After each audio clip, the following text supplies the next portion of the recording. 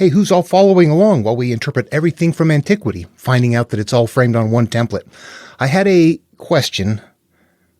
Someone is working on this path, and they're at a point on the self-healing path where they recognize that they've got cyclical things happening, but they can't stop them. They can't make them quit. They know it's coming. It comes. It hits them. And that is what they were asking me about, and I want to talk about that. I have a lot of experience with that. Boy, I do. My name is Dan Paulson. Welcome to the channel. We're going to enter the narrow gate. However, once you get on this path, you will find that there's very few people that do actually take this path. Many are called, few are chosen. That's it. We're going to the few chosen realm right here. There's something deeper in here. Okay. All right. Let's talk about a couple of things. We want a better life, right? What we're doing is he is at a point where he has turned inward and understands that the mechanisms of his stored life experiences are what he is acting out through, and it's causing life experiences to be that way. That happens to all of us. Few people learn that. Once you do learn it, you have to start dealing with it to figure out how to escape from it, how to transition from living through your experiences to understanding what they are, recognizing that they're going to emerge, that they continue to come up cyclically, and that we want to stop them because we're tired of that happening. Okay, so I'm not going to dig up a bunch of verses. We'll speed things up here. We're probably at a point where we know the Bible, okay, or Jesus' teachings, and I'll just go with that one here. It appears all over, but Jesus is simple. Okay, so we've got from the Bible. If you come to the altar to leave your gift and you remember you have aught against your brother, go resolve the aught first, then come back and give your gift. Which means if you're looking to get in God's good graces, if you're looking to have a better life experience, and you remember that you've got issues up here and you want to have the good life experience, you resolve those issues. Then your Father who sees in secret will reward you in secret. That's just what happens from up here. What is stored up here is what creates the life.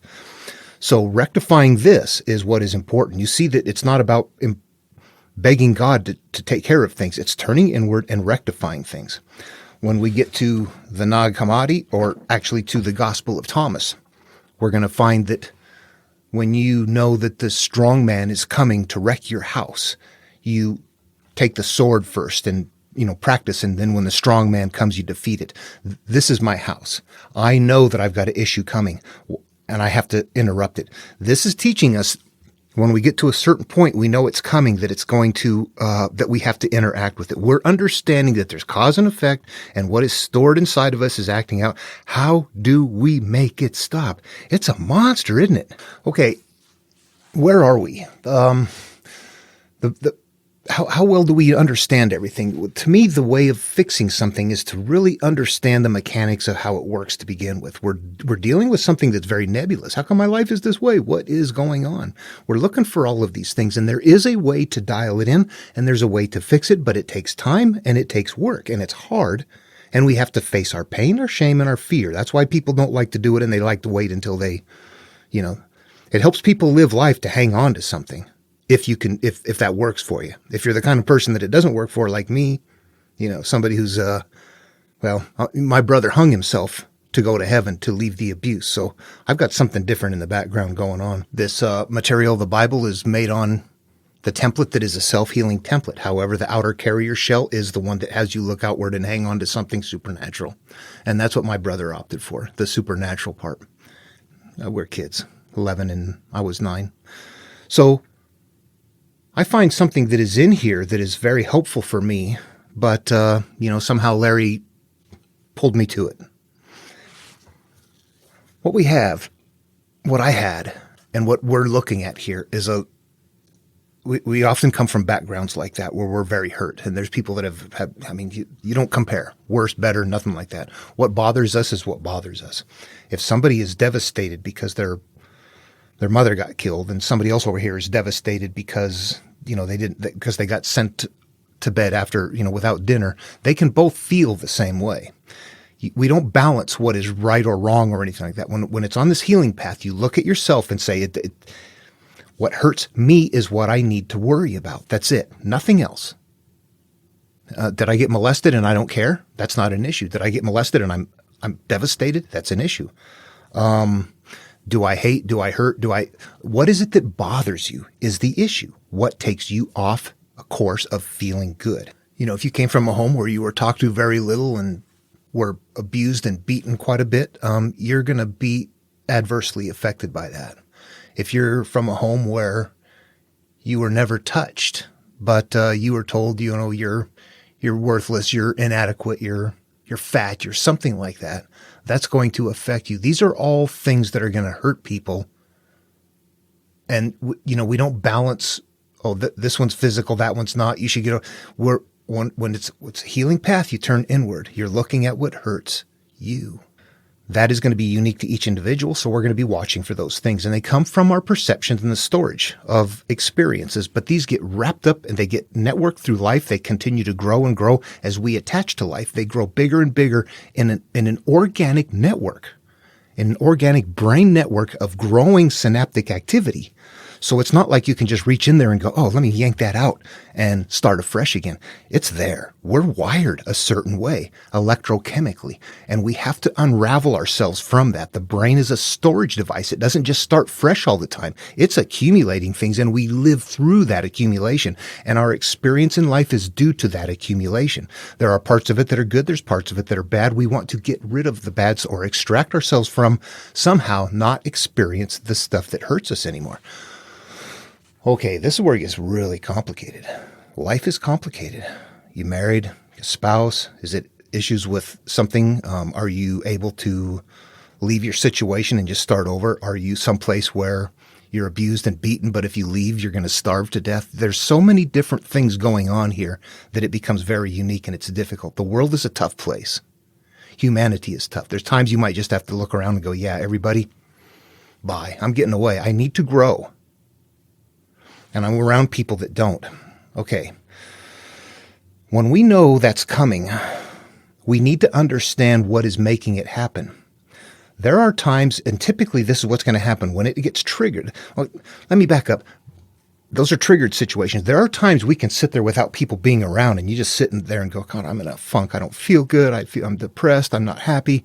There is something right there that's not being triggered. That's your general state of existence right there. You can shift in and out of that. Things, disrupt your thinking and you see something fun and it takes your mind away for a while and you're living happy and seeing something different from the outside. But then when you go back to living from within your own being, that general feeling of what is it, malaise, if you're lucky, probably more like depression, hurt, anger, frustration, depression, what's the matter with me, feelings of lack of self-worth, all of those things become parts of us.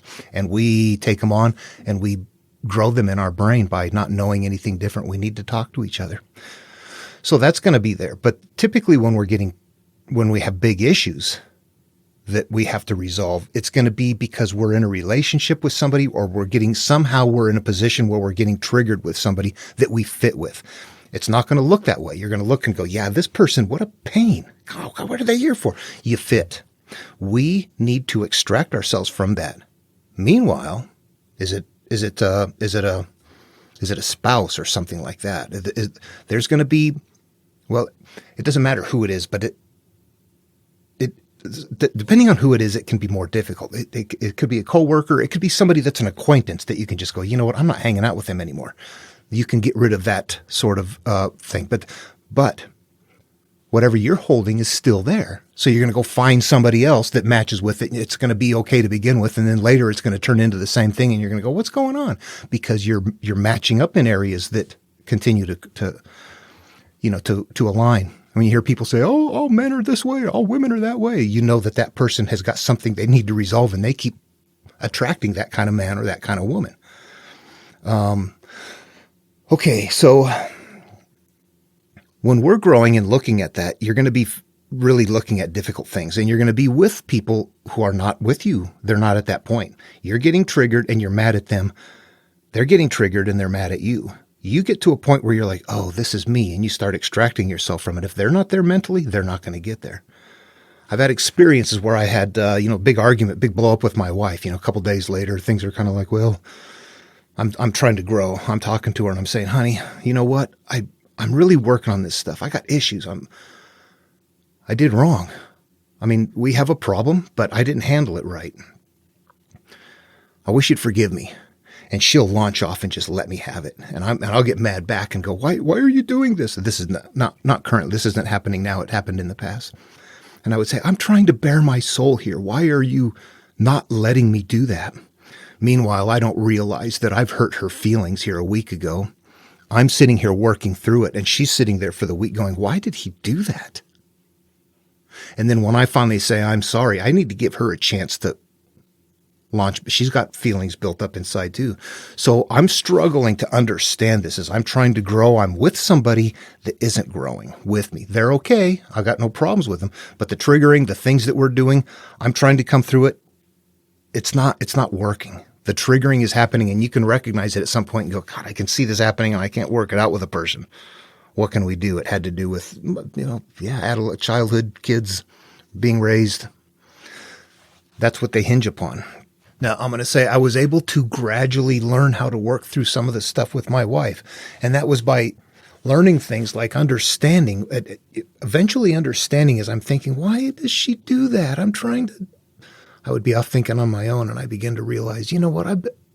She had feelings too. When I listen to her and she's talking to me, I mean, she's angry. She's hurt. Her voice is wavering and trembling. She's emotional about this. I got feelings about it, but guess what? So does she. I went through mine. Who the hell am I not to let her go through hers? So I began to sit there and be quiet. And as she's launching, when I'm ready to talk, I realized, okay, I'm ready to talk. I'm going to do something different this time. I would get started. And then when she launched off on me, I would sit and shut up. I'd say, yeah, take it. She's got to go through this. And if you want her to grow and learn something, you better learn to let her go through her stages too. You got to get out of your own at the moment and see the bigger picture. Let them go through their stuff. Now, that's going to depend on the person. You might have somebody that's like, yeah, get away. I'm not talking about any of that. Shut up. That's girl stuff. Whatever. Those people aren't going to, you're going to not make it. If you're with somebody that's like, yeah, I get that. I know what you're doing. Go ahead. Talk to me. That's what you need. And there's going to be different brain types. And that's why it becomes rare. We're the ones that are willing to work things out within our own minds, where other people think it's like some touchy-feely thing that they don't want to mess with. Well, anyway, so I'm lucky that my wife was a kind of person that allowed me to do a lot of growth. She would be a sounding board for me. Even if she didn't know what was going on, sometimes she would just allow me to talk and then tell me it's okay. Sometimes there's something happening in a mental connection there that when we open up and we talk to each other, barriers come down. We have a lot of inner fear. And even though we can work through and try to understand this stuff, not until we actually start communicating with it does it start, oh my gosh. Yeah, that makes a big difference. And it depends on the level of what it is. But okay, so knowing certain things like that, knowing is coming and how to deal with it. And again, I don't know exactly specifically what the situation was with the person, simply that they were having a difficult time interrupting the cycle. So I don't know what they are. It could be drugs, drinking, something else, fighting. I really don't know. I'm simply relating with my own experiences is how I'm responding to this. Everybody has to make it their own. You have to look at that and go, how does that work for me? How do I get outside of myself? How do I let the other person grow if I can? And if I can't, how do I find somebody who I can communicate with, because I still need to grow? We both share something that we're going to mutually trigger with. That you probably both have things that you would trigger with that you don't share, but you trigger with other people. Okay, so we're only getting triggered with things that we share. If that person's not going to change their part, but your part changes, you will cease to get triggered. It'll just be a little bit slower than the two of you working together, but know that it will work. You just have to let that other person grow. You have to be the one that as you grow and you're doing things and you're going through stuff, you're understanding your process, and that individual also has to go through that process. Now, if you allow yourself to go through that process, you sit through it, you let the other person, you go through that whole thing, you will grow amazingly. You will notice later, wow, that made a big difference just in shutting up and allowing that other person to express everything that they needed to express. And in the end go, you know what? I've never acknowledged that. I'm sorry. Whew. You would not believe the magic in that. Again, if you got the right person, that's tough call. You have to be out of the situation. It's hard to heal while you're in it. You can't dry off when you're standing in the rain, huh? If you're getting hurt, if you're in a bad situation, if you're somewhere where the influence is just on you, that has to be, you have to get out away from that. If you can't get away from it, then we have to deal with it in other ways. I've been in work environments where it's like, this is not okay. But yeah, that's your bread and butter right there. That's your hunting and foraging right there. Wah, wah, put up with it, go to work. There were some issues. Yeah. Anyway, working with people was very difficult depending on who the person was. That's probably a part of our personality. I think that we're introverted. I don't like people like that are all into my business and talk about things. What have you been up to? What did you do last night? What did you do this morning? What are you up to? And I'm like, God, but people are like that and you're not. And when you step back, they think something's wrong with you. You're aloof, stuck up or something like that. It's just personality. It's like, I feel you're bombarding me. I feel like you're taking a wire brush through my brain right now. I don't like that. Maybe that's a little over the top. Okay, so knowing that it's coming, knowing where it comes from, do you know the source of it? What makes it trigger? That's what we have to do. What is it that makes us trigger? What is it our source? What is it in your past that is the root seed of it? That could be difficult to find. If you know what it is, go after it. If you don't know what it is, there's a mechanism in place that we all are familiar with, and that's where you're trying to remember the name of somebody, an actor, or a song, or something like that, and you can't. You're like, oh, it was. Oh, I can't think of it, and you forget about it. Half hour later, you're off doing something different. It pops right into your head. There's something that happens there, and that's the same mechanism I'm going to suggest we're going to see. I had a lot of, I live in a place where I had a lot of opportunity to just go out and be alone, out in remote places, nobody else around, just me, very close by, just drive off into the desert and, be along some trails or something like that where, yeah, there are a few people around here and there, but you're basically, you go off one place somewhere, you don't see another soul. And you could be out there for hours, and it's not that far away, so it was pretty nice. I would go out there and be thinking at this certain developmental time in my life, I'm like, I don't know what's going on. I want to know. And I would sit there and I couldn't figure it out. I enjoyed walking around and just looking at things and watching the lizards on the rocks and checking out the lichens and moss and, whatever. At some point I would realize that mechanism was happening. I'm remembering something from a childhood though, some sort of experience that I would go, oh, yeah, I hated her for that. She told me what a worthless piece of crap I was. I remember that now. And then you go, you know what? She was a little girl one time being told, you worthless piece of crap. She was getting beat. She was getting those things and she never got a hold of it and she's passing them along. I need to know I'm in a part of a chain.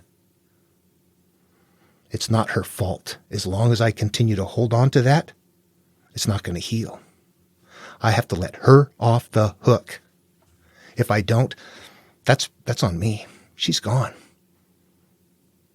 If it's alive, it's because it's in my garden. Yeah, that's where it's planted now. I feel sorrow and compassion that she hurt her whole life and never got it figured out.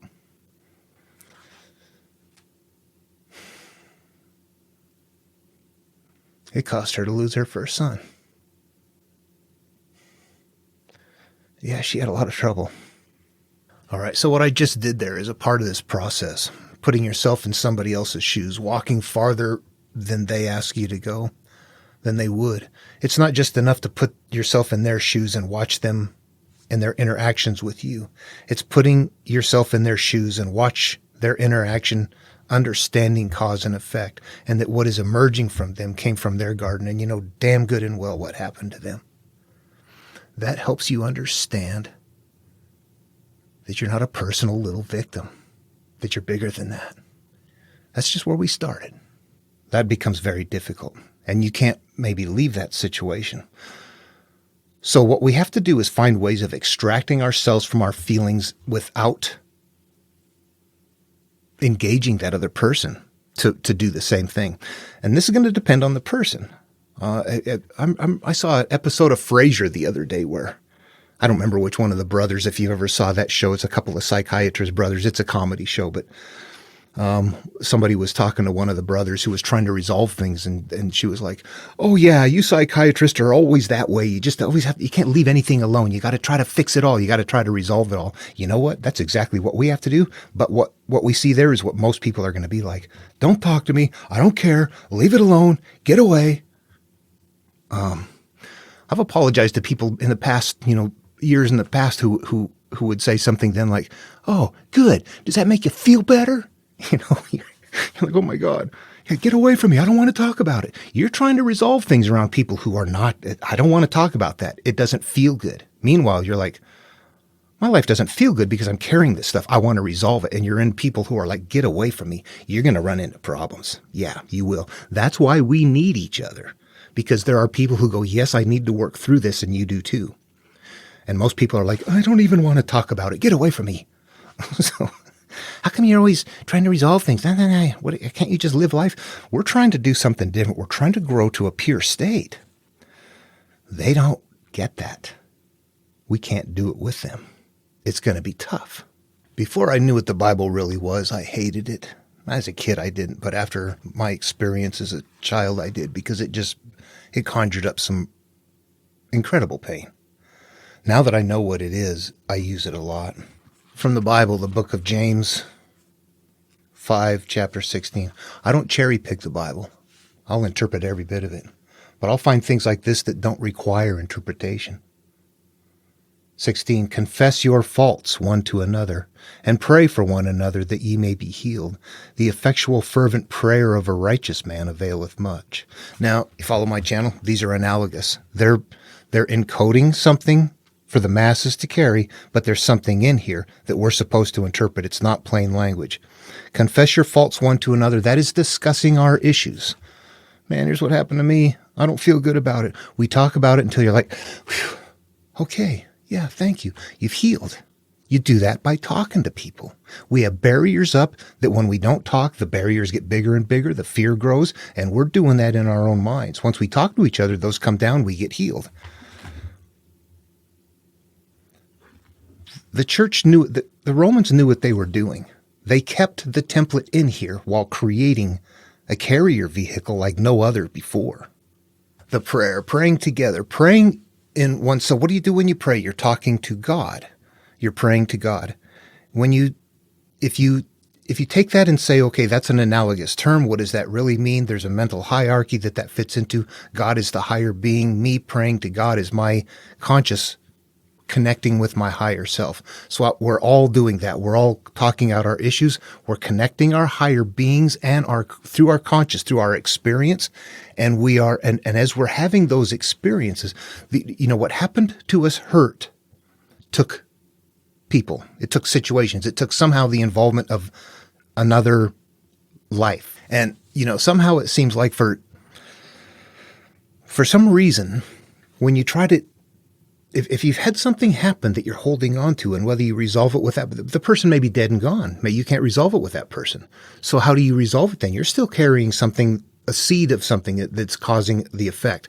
And it's digging out that seed is the only way that makes it stop.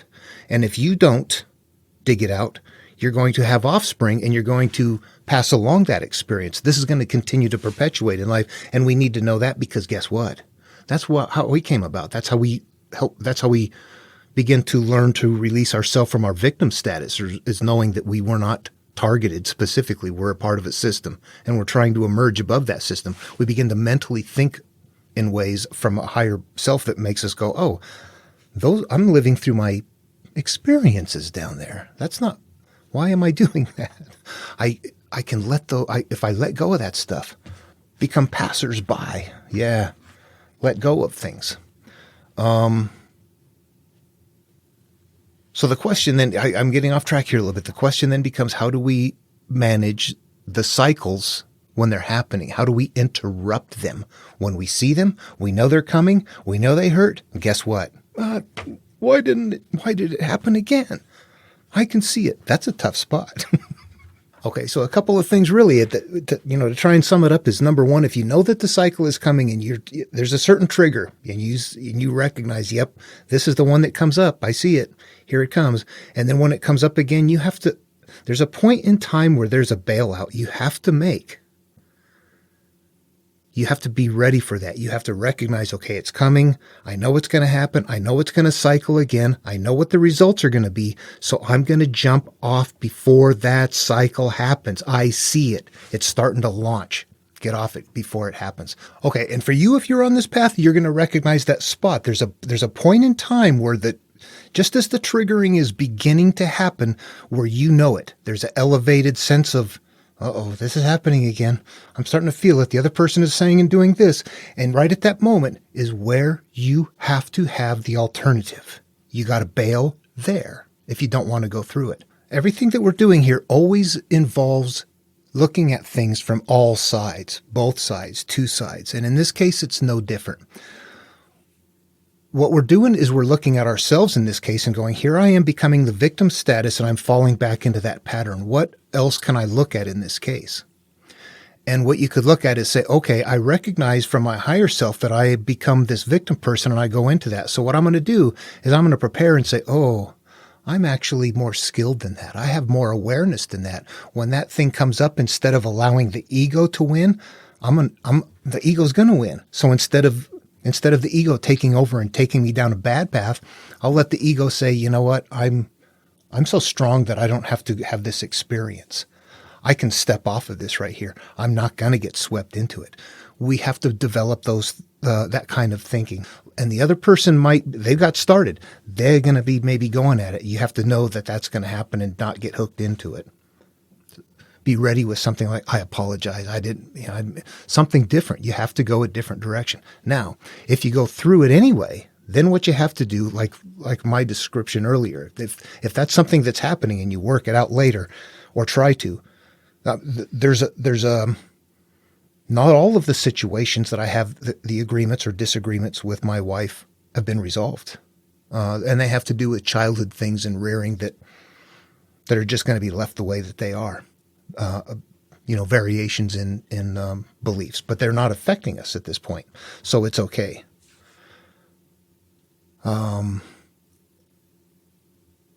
However, if like in the cases where you're going through something like that, you're trying to grow. Yeah. Remembering that there's a certain process that the other person is going through. You have to get out of your own head and get into other people's heads in your imagination. Try to see their life, look at cause and effect and understand that what you're seeing is what is emerging from them. They are expressing from their bundle of experience. You're expressing from your bundle of experience. And that's going to continue until somebody, there's a number of ways. If you, however, leave the situation and don't resolve anything, it's still going to be there. It's a part of who and what you are. So the thing is we want to change who and what we are and then allow life to change as a result. That whole, you got odd against your brother, you want a good life, go resolve this stuff first. So the odd against my brother are the feelings I have against my life experience as a child. Did I get hurt? Yeah. But you know what that is? Odd against my brother. That is hurt. That is something that I am holding that is not resolved.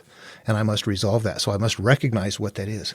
Sometimes the stuff is hidden in memories. There are things that we do that we don't remember. If you were a kid getting hurt, there's probably times you sat for long periods of time mulling over what happened and stewing. And those times you're wiring the brain. It's like sitting and watching.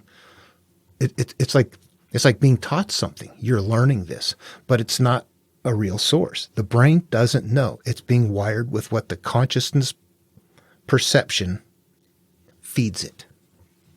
That's what it becomes based on where we come from and where we start, which we didn't have any control over. All of those are factors that help us understand that we should not hold on to personal victim status, that we're just emergent creatures in a place.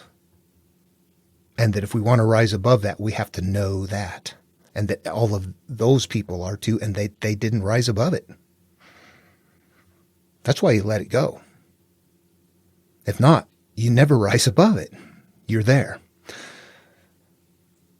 Still, that takes time, though. Again, there's brain wiring. It doesn't happen instantly. If the more you engage with it, the more you can talk with somebody. What did that say? Righteous man, the righteous person, the conscious that is looking for the truth. You have to talk to the right person. Again, people that follow my videos, where did righteous just get developed? At day 7 in Genesis. This is still appearing downstream. The same analogs are being used in the same way. We're looking for that purity. Being able to communicate with the right person heals us,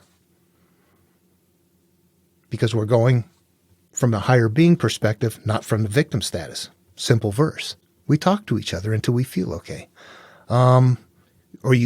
That's what it is. Whatever it is that you don't feel good about, you have to find a way to make it so that it doesn't feel bad anymore. Things act out that sometimes you don't know what they are. They're memories that are put away that you might have to go do that mental thing and explore them and go, oh, I see that. Yeah, there was a time I was hurt and I didn't deal with it. Then you allow the memories to come forth. I remember one time talking about one with my wife where she's the one that told me about a cycle, a certain time of the year, right around my brother's death, something that was happening. And I was like, really? I got an attitude problem this time of year. I was short and snippy about something. I don't recall what, but she said, yeah, you get kind of short. And of course, that's a cycle. And this time every year, oh yeah, what do you got going on? I start looking at things, and sure enough, it ties in with memories of when my brother did die and experiences that happened that were not resolved. It was never a resolved issue. So it wasn't just that experience that I had worked a lot on. There were things that happened afterwards where it was not resolved that never did get taken a look at. So those were still there. But I can remember talking to her, telling her the memory, and I don't want to, because I'm crying. It's painful. It hurts. I'm bawling. But as that's happening, the higher self is going, yeah, let it out. The memory's coming forth.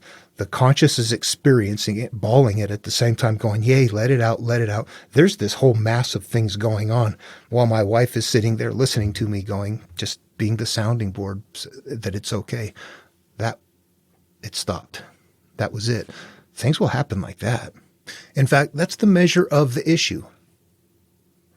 When you can stop and when you're off by yourself someplace, think of something in your past that has happened that you don't like, and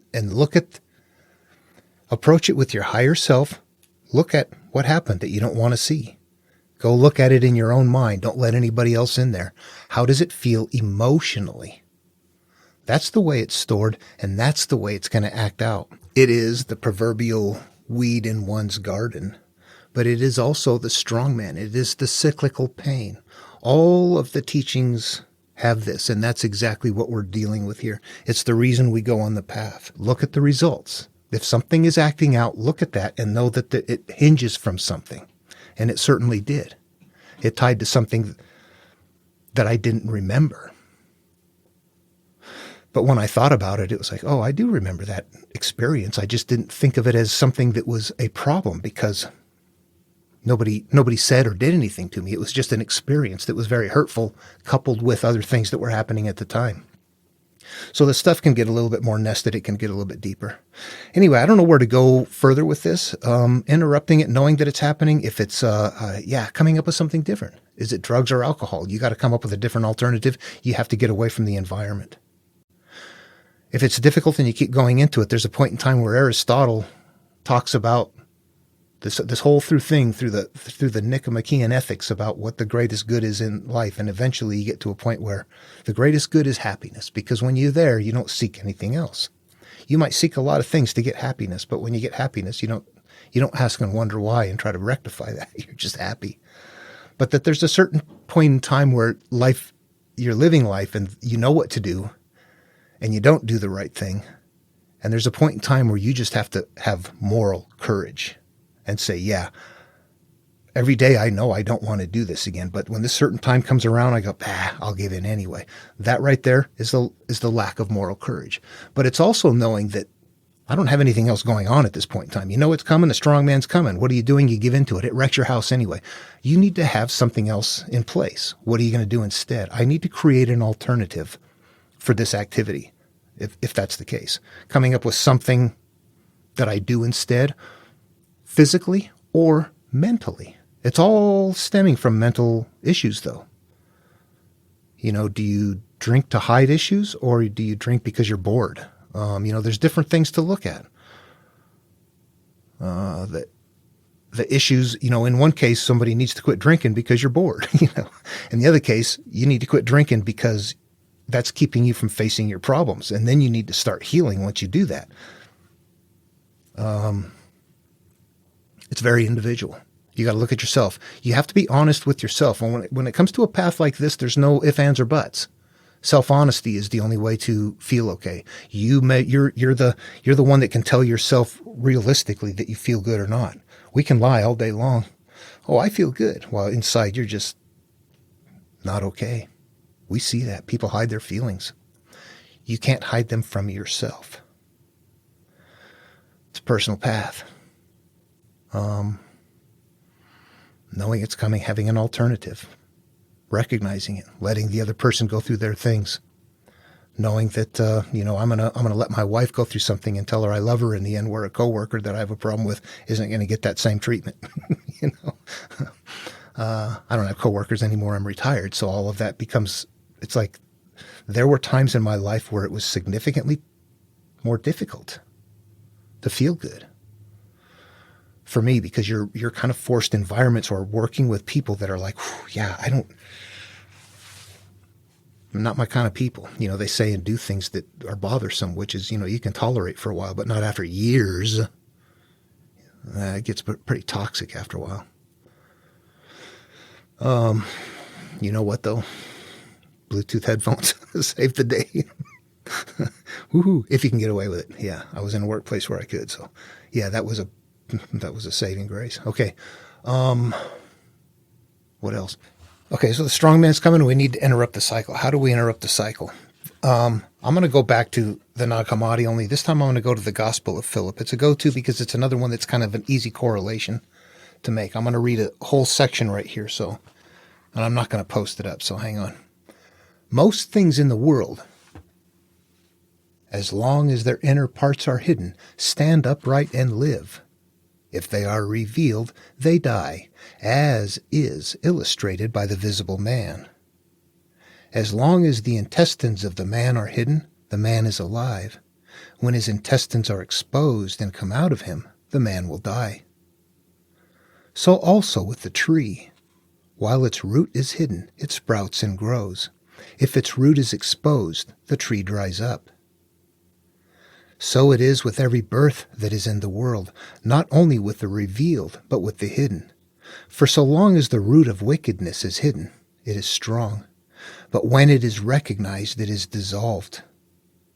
That's the strong man coming around. The birth is reemergence again and again from the same seed, cause and effect. For so long as the root of wickedness is hidden, it is strong, but when it is recognized, it is dissolved. When it is revealed, it perishes. That is why the word says, already the axe is laid at the root of the trees. It will not merrily cut. What is cut sprouts again, but the axe penetrates deeply until it brings up the root. What would be cutting down a tree? You go into a rage and then you apologize. You go into a rage and you apologize. You go into a rage and you apologize. But it keeps growing from the same root. This one says pull it out from what is cut sprouts again. But the axe merrily penetrates deeply until it brings up the root. Jesus pulled out the root of the whole place while others did it only partially. As for ourselves, let each one of us dig down after the root of evil which is within one, and let one pluck it out of one's heart from the root. It will be plucked out if we recognize it, but if we are ignorant of it, it takes root in us and produces its fruit in our heart. It masters us. We are its slaves. It takes us captive to make us do what we do not want, and what we do want, we do not do. It is powerful because we have not recognized it. While it exists, it is active. Ignorance is the mother of all evil. It continues on. That's the answer. That's not deeply coded. We expose what is there and emerge it, and then it ceases to exist. We have to understand that the nouns and verbs they're using are analogs. So when the term evil is used, that doesn't mean evil. What that means when we translate it to the psyche and how life works is what is evil to my life existence. It is not me consciously being evil. It is what is evil about my existence that continues to hurt my life experience. It's just another way of saying talk it out. Bring it out. Don't hide it away. Expose it. Learn to be okay with it. And it'll cease to be what it is. I don't know. Comments, questions, go ahead and put them below. I can address or do my best to talk within my experience. You can never tell people what to do. I don't think the process works like that. I think what it is you tell people, here's the material, this is what I found, this is what I tried, and this is what happened. Here it is.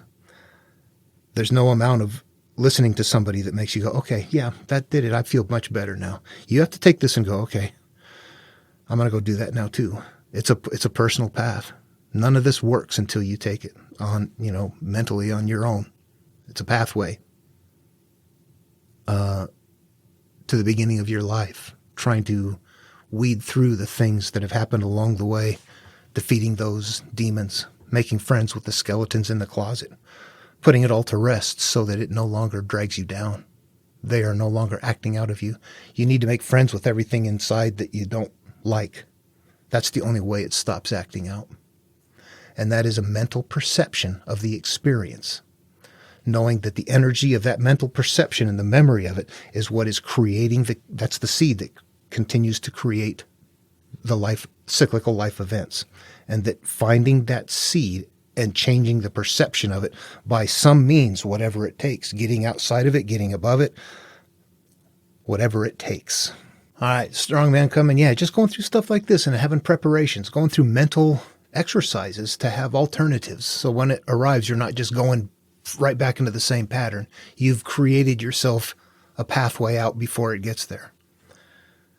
And knowing that, how it works, and that, put yourself in the other person's shoes, get out of your own self, look at the big picture, look at a sequence that needs to happen and not just about you resolving something, that it's a bigger than that when you're interfacing with people, and that it's going to just take time because it's I guess biomechanical. Well, anyway, it is malleable, however, but it takes time. It's like remolding clay or something like that. And the speed of that depends on the speed of perception, the depth of the issues, all of that will become factors. And how much you're able to, effectively be able to break down the barriers so that when you look at this stuff, the emotional charge that was once there is no longer there, and that your general life experience is better as a result. That's the measurement. Okay, hope that was interesting. Yeah, I'll post a link to the Discord server below. Everyone, hope you enjoyed the video. Any questions, comments, feel free. Please subscribe and like, and I'll see you in the next video.